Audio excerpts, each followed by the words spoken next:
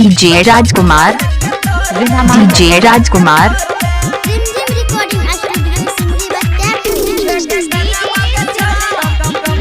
DJ राजकुमार, मजबूरी जाए पड़ते रे तोरा से दूरी जाए पड़ते रे तोरा से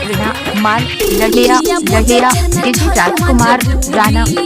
Rajkumar ji I love you इलाका की डीजे राजकुमार राणा और राजकुमार का ही होगा डीजे राजकुमार राणा जी डीजे राजकुमार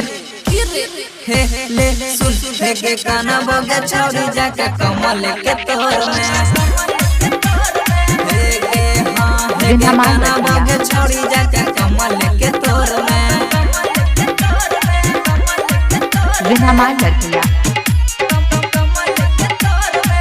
डीजे राजकुमार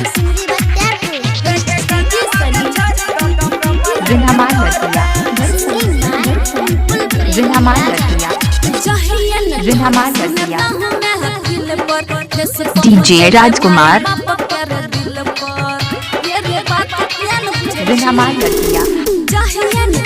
डीजे राजकुमार डीजे राजकुमार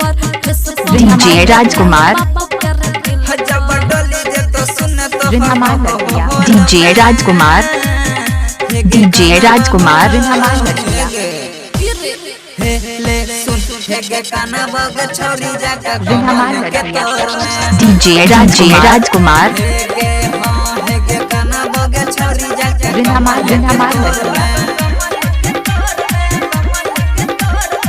डीजे राजकुमार डीजे राजकुमार डीजे राजकुमार डीजे राजकुमार कृष्ण के तरह झूठ नाटक देखाबै छै डीजे राजकुमार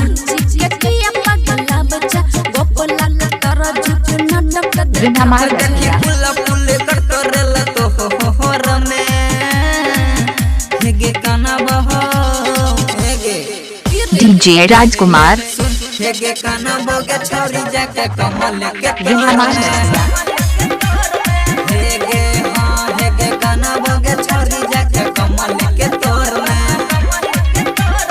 डीजे राजकुमार रिकॉर्डिंग स्टूडियो सिमरी बख्तियारपुर जिन्हामाल लड़किया।